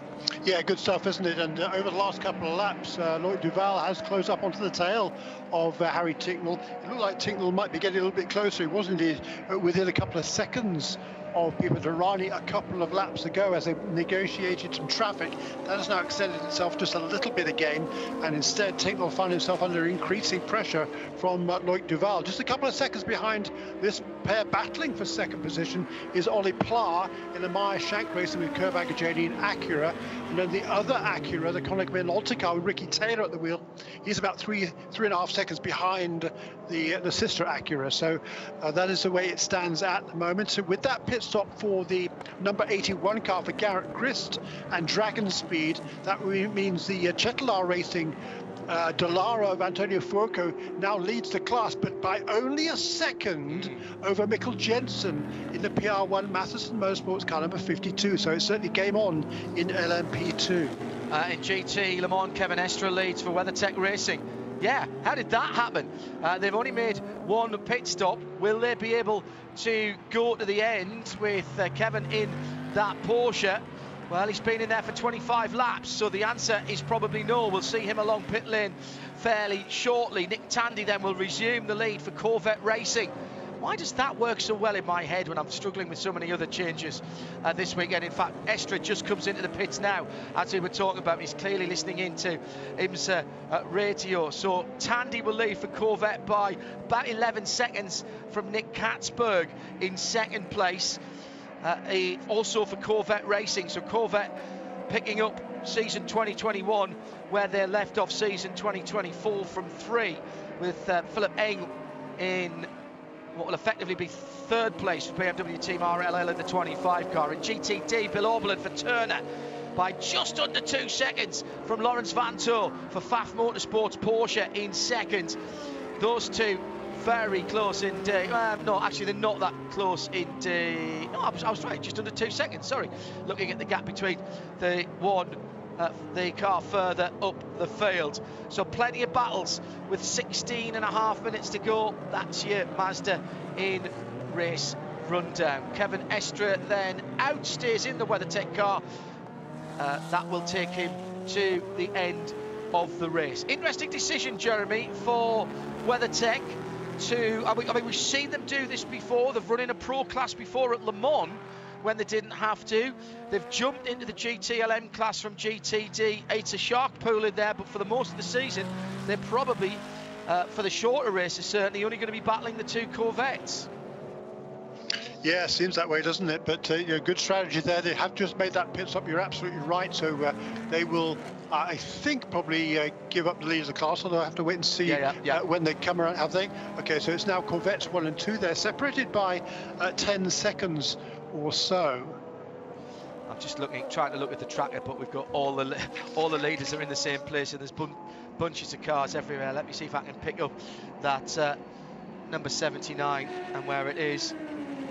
And by the way, as Shea rightly points out, only battling the two Corvettes is like saying, well, you only have to avoid being eaten alive by two starving lions when you're in a 10 by 10 cage with them. Yes, exactly right. Now, has Estrada actually might have got out ahead of Tandy, has he? I don't think he has. I thought I'd seen Tandy go through. No, Tandy has gone through. Sorry. Just catching up with myself while I'm trying to do too many different things. At Michelin PR, excuse me, hashtag Michelin PRT at IMSA Radio. Lots of points coming in for Michelin Post Race Tech. Your chance to ask your questions, make your points, any observations that you had. The original IMSA user-based program. You are our editors in point of fact. You decide the editorial content. 15 minutes to go, and we've got a proper race at the front of the field with the top 5 cars all within 10 minutes, and the battle in LMP2 between Chettilar and PR1 Matheson Motorsport, top 2 through the bus stop absolutely together. The Wins car in second position at the moment, easy to spot with its purple colourway.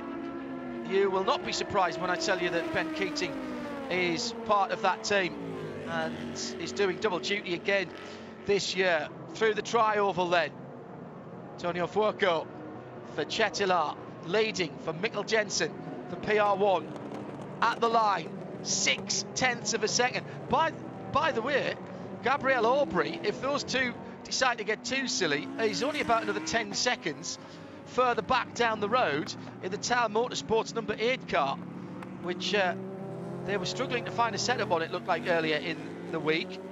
Gabby Aubry, very good driver, and found himself pointing in the wrong direction coming out of the international hairpin a couple of times in the early session. But what a battle in LMP2. Great to see, Jeremy.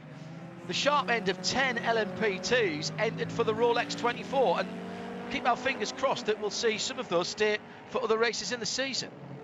Yeah, brilliant news, isn't it? Absolutely right. And these cars are super fast here. They're not that far off the pace of the DPI cars. The fastest lap in the class was set by Guido van der Garde at 1:37.762. The fastest lap of the race, a 1:36.298.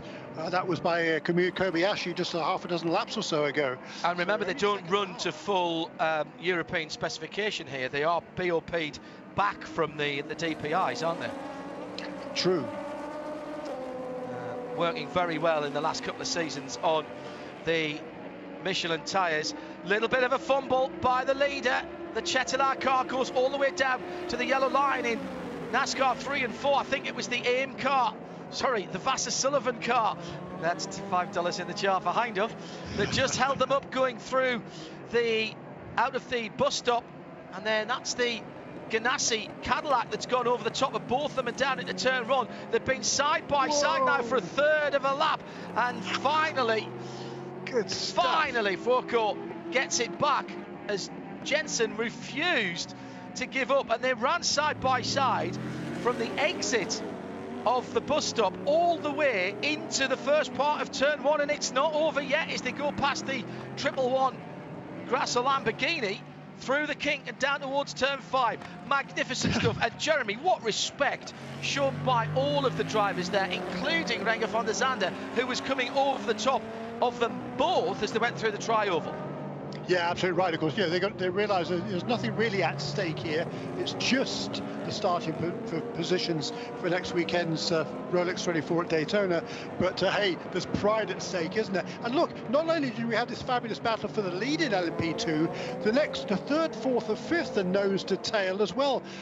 Ferdinand Habsburg has just taken third position away from Gabriel Aubry. Oh. Yeah, that's number 20 car for high class racing, just snuck ahead of Aubry in a tire motorsport entry. But right with those two is the man who has set the fastest lap of the race at LMP2. That's Guido van der Garde in a Racing Team Netherlands Orica car number 29. Yeah, good first stint by Fritz von Aert. That car held up in its journey to Daytona, and they didn't get out in some of the early sessions, so in some ways they have been playing catch up, but to be that close to the lead, they'll be very happy indeed. In fact, that close to a podium, to be honest, with third, fourth and fifth, High Class Tower and Racing Team Netherlands very close together, but not quite as close as the leaders. Down the inside, oh, fabulous move if that is pulled off. It is pulled off, and the Wins car goes through, went just through the dummy slightly to the left hand side rather, as they came down towards the International Horseshoe, and Mikkel Jensen went one way. There was just about an LMP2's width on the inside, and he slung the car back to his right, braked exceedingly late, got alongside, and at that point the game was up for the Cetilar Racing driver Antonio Fuoco. He decided discretion at that point was the better part of valour, and we have a new leader with 9.5 minutes to go. LMP2 lead has gone to PR1 Mathiasen Motorsport. Don't tell Mikkel Jensen there's only track position riding on this, Jeremy Shaw. There's some points and clearly some bragging rights around Daytona Beach for the next few days at least. Yeah, no question about it. This is tremendous stuff. This has been a lot more exciting than I thought it might be. I think the track conditions early on certainly played a big hand in that, but it's been a fascinating contest, and it's certainly interesting to see who's having the upper hand here. There doesn't seem to be anything at all to choose between the DPI cars, nor actually in each of the categories. So that bodes well for next week. Incidentally, the Ollie Pla just took over third position from Loic Duval, but look at the scoring now, he might have lost it again. So that battle for third and fourth, kind of a 5 and number 60, they've just gone back and forth twice in the last 2 laps, and both of them, I believe, are right with Harry Tincknell. So we have a 3-car battle for second place. Correct, Jeremy. That is about just over a second, 1.2 seconds between Tincknell for Mazda Motorsport in the 55 in second. He's, by the way, is now over 4 seconds behind Pipo Derani, who has consolidated the lead for Whelen Engineering Cadillac in the 31 car. So then it's the white Mazda, then it's the dark grey Mustang sampling number 31, then it's the Mershank Racing with Curb, Agajanian Acura. That's the number 60 car. That's the purple and black car with Ollie Pla. And those three are at it hammer and tongs as they come into the last 8 minutes. Under 8 minutes to go now. We started with 100 on the clock. We're down to 7 minutes and 47 seconds. And just a couple of minutes ago, a brilliant manoeuvre from Mikkel Jensen for PR1 Mathiasen Motorsport to take the lead at the International Horseshoe. Antonio Fuoco did a really good job. Once again, plenty of respect. They know they need to have a car for next weekend, but that was the lead in LMP2 changing. Meantime, the battle for second, third and fourth, just going out of the bus stop, Jeremy, and onto the high banks. And Harry Tincknell, he's got a fight on his hands for the last 7 minutes, or what, 4, maybe 5 laps to the end of the race now. Yeah, and Antonio Fuoco coming into the pits apparently in car number 47, looking at the scoring. So he will drop out of second position, and he'll probably be passed pretty quickly by those cars. The number 47 and number 52 came in exactly the same time. Correct. So just 16 the number 20 laps. and 29 came in a lap later. Shea Adam is watching this. This is not good news because there's no fuel probe going in. They're not short of fuel. They're not doing very much at all to the Chettilar car. No, and as a matter of fact, they were still putting their helmets and gloves on when the car rolled into the pit lane. I'm seeing colors appearing on the steering wheel as if they're having to do a full recycle of the Dallara. But the crew members not completely sure why Fuoco pulled into the pit lane. Not a good result for them, though, after such intense battling. Clearly something needs to be reset. It was such a shame. Great to see the Dallara up there. A number of you mentioning that on @IMSA Radio. That was Shea Adam, VP Racing Fuel Pit and Paddock reporter. Next weekend, the Rolex 24 at Daytona. Every WeatherTech session live, free and uninterrupted on IMSA Radio. And of course, for those of you in territories that do not have a TV deal, we'll have streaming video for you as well. All the details and our on-air times, as well as some additional programmes as well in Rolex Week. Trying to do a few previews for you. We're introducing a brand new championship, the Idemitsu Mazda Global MX-5 Championship with BF Goodrich, taking you through some of the details of that as well. That's all on imsaradio.com. Schedule at the bottom of the page, which will auto-convert the times to your device browser settings. Pipo Derani at the front of the field. His lead's been cut to under 3 seconds now. Harry Tincknell's had to pick up his pace, Jeremy, because he's been pushed along by two very fast and very hungry Frenchmen. Yeah, that's exactly right. Just 5 seconds now covers the top 4 in this race with 5 minutes remaining. So expect another 3 laps, I think, and it is not over yet by any means. James Brown says, I hope he's feeling good, by the way. You've never heard that one before, James, have you? At IMSA Ready said, that move from Jensen was worth the 3-lap build-up. I think you're right. Absolutely right. 4 minutes, 23, 22, 21 as we head into the last couple of laps. The 50 laps predicted, so possibly 3 laps. It'll depend when the leader crosses the line. Number 60, Ollie Pla in 4th position at the moment, just sort of lost touch with Lloyd Duval, who's sort of lost touch with Harry Tincknell. Purple and black Acura from MSR, one of 2 teams going over to Acura. No Penske this year, and it's Wayne Taylor, WTR and MSR. So obviously you have to have a 3-letter acronym to run the Acuras. They have got to grips with this car. Wayne Taylor saying that their car, after their cars, they both got a couple of cars from the previous programme, had to be completely rebuilt. They'd done the full season, and there wasn't much salvageable on them. They got them at Sebring after the 12 hours, the Mobile One 12 hours of Sebring in November. And there's also another couple of new cars we hear as well coming from Acura. I think they have them actually. I wasn't going to say that, but I had heard that there'd been another couple of cars in build. I didn't know whether they'd got to them. I know the extra few days for WTR was really, really important, because I'm not sure they would have been ready, talking to the team, with that black and blue number 10 Acura. I'm not sure they would have been ready if we'd been here in our traditional, whatever that means nowadays, first week of January spot, Jeremy. Yeah, no, they wouldn't, no question. I mean, the car was only had a shakedown at Sebring just earlier this week. That was the first time this car had run, is my understanding. So, wow.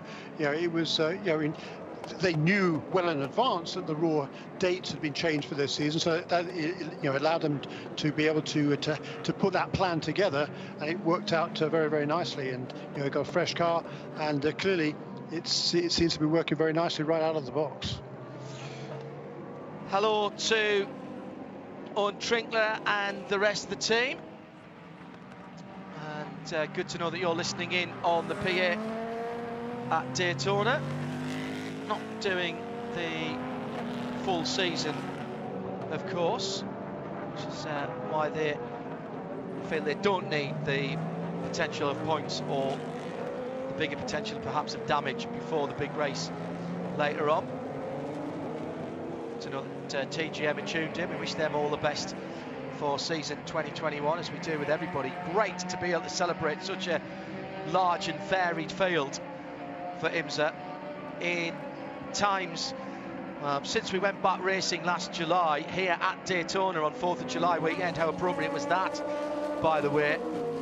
I've been tremendously impressed at how endurance racing in the US and indeed in Europe and further afield. 33 full season entries for the FIA WEC, who for obvious reasons won't be coming to Sebring in March, starting their season at Portimao in April, Easter weekend instead. On to the last lap. Let's celebrate all these great cars. And Pete Motorani goes through turn one. What a great run it's been for Pipo. Took over the car from Felipe Nasser, who did the first two stints. Harry Tinkner looks like he's going to bring the 55 Mazda Motorsports DPI in second position. I think he's seen off the challenge from the French Jeremy, and Loic Duval seems to have established himself as he goes on to the last lap as the third spot on the overall podium. Yeah, it looks like that way. And talking of podiums, Guido van der Garde had a problem a few laps ago in the Racing Team Netherlands, car number 29. He was running in the 4th position and trying to get up to third, but he's now lost a fair bit of ground. He's still in 4th, but quite a long way behind Gabriel Aubry. Well, actually, he's closing it in. He's only a couple of seconds or so behind him now, but he did drop a fair bit of ground 3 or 4 laps ago. So it's Mikkel Jensen who still leads that class. Coming up after we've given you the final Mazda rundown and hopefully spoken to one or two of the principals, stay tuned to RS2 IMSA Radio for Michelin post-race tech. Hashtag Michelin PRT at IMSA Radio. 2021 has started in fine style for Whelen Engineering. Their red and white Cadillac takes the black and white checkered flag and will win here at Daytona, and therefore will start the Rolex 24 next Saturday on pole position.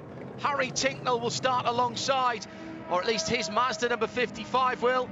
He brings that home after a great start from Ollie Jarvis. Loic Duval, a Mustang sampling in third. Ollie Pla, Meyershank Racing, their first outing with the Acura. Cadillac, Mazda, Cadillac, Acura, Acura, Cadillac, with Wayne Taylor Racing and Kamui Kobayashi in the 48 Ali Cadillac in 6th position. That's your front 3 rows. Renger van der Zande for Cadillac, Chip Ganassi still to come across the line. LMP2, Mikkel Jensen, I think actually by the vagaries of where the leader was when they went across the line, will get a full lap on the field, which seems rather harsh. It doesn't change where he starts, or at least that car for PR1 Matheson Motorsport will start next weekend. High Class Racing will be on the outside of the first row for LMP2. Then it'll be Tower Motorsport and Racing Team Nederland from Dragon and Chetila. In GT Le Mans, Nick Tandy in his first outing for Corvette brings it home to the checkered flag, and it's a Corvette 1-2 for the C8Rs. The two Nicks, Nick Tandy and Nicky Katzberg, running the anchor legs there with Kevin Estre and WeatherTech Racing.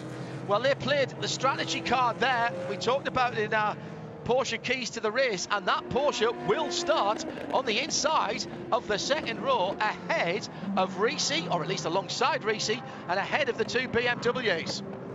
in GT Daytona, Bill Power and Turner Motorsport comes home to take the checkered flag for GTD, with Porsche and Pfaff Motorsports in second. Grasser Racing Team, the 111 Lamborghini on the inside of row 2 next weekend, and Ollie Gavin brings the Vassar Sullivan Lexus number 14 home to start on the outside of row 2. Then a Mercedes. It's Philip Ellis for Winwood Racing after Russell Ward started that car. New colour scheme for the 57. And then another Lamborghini, that's GRT's number 19 car. Then Heart of Racing on the inside of row 4. And the Scuderia Corsa Ferrari that had the problem early on.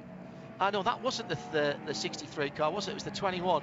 So they will finish in 8th, therefore will start on the outside of the 4th row. Inside of row 5 for Ryan Hardwick and Wright Motorsport. That great story for that rebuilt Porsche that's come back home to Wright Motorsports. They are in 9th, and rounding off the top 10 in GTD, Zach Veach for the second in the Vassar Sullivan Lexus, a little further off the pace than I think they would have liked. In LMP3, Milner Motorsports will start on pole ahead of 47 Motorsports, with Core on the inside of row 2. John Bennett will be delighted about that. Sean Creech Motorsport, then Performance Tech, and then Riley for the top 6. Whilst we try and get a couple of drivers, Jeremy Shaw, your thoughts on that 100-minute qualifying challenge here at Daytona? Change of format. Seemed as though we had some proper racing there. Yeah, it was a lot of fun, wasn't it? It was a great way to get warmed up, I think, for next weekend.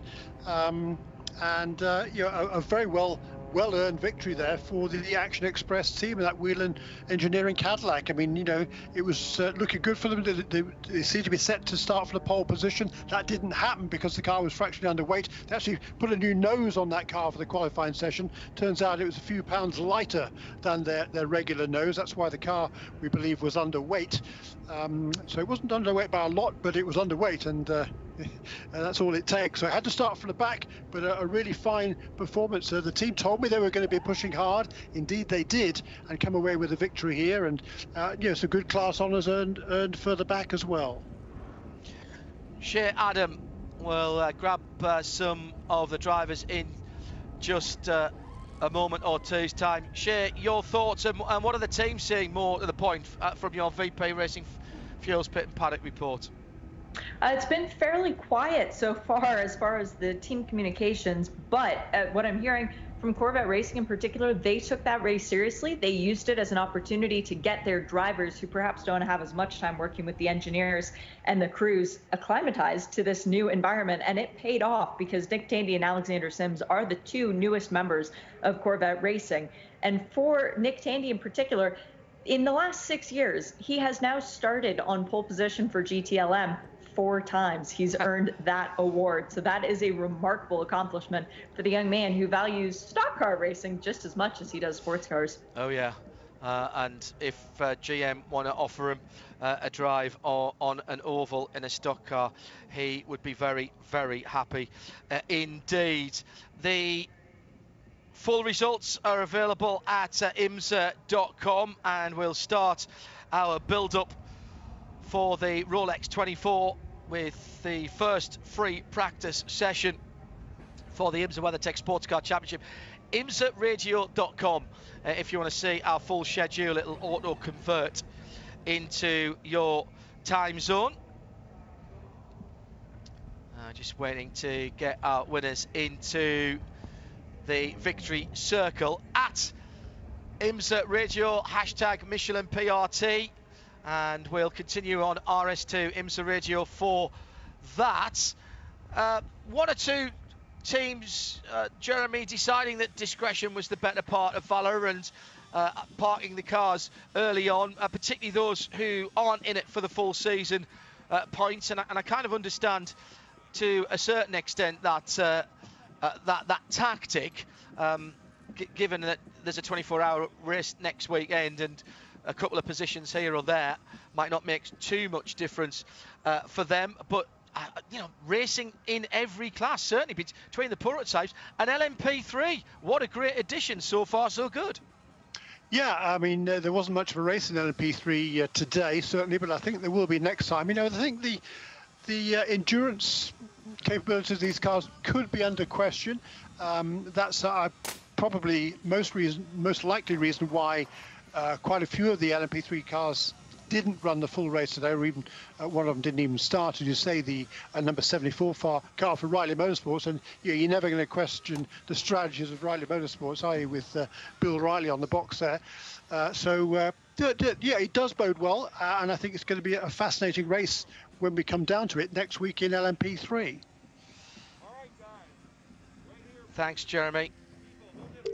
Just trying to get in touch with a couple of drivers whilst they are before they go to the presentation area. With any luck, we should have Robbie Foley on the line with us now. Robbie Foley, it's Hindhoff in the Haggerty Global Broadcast Centre. Can you hear us, first of all?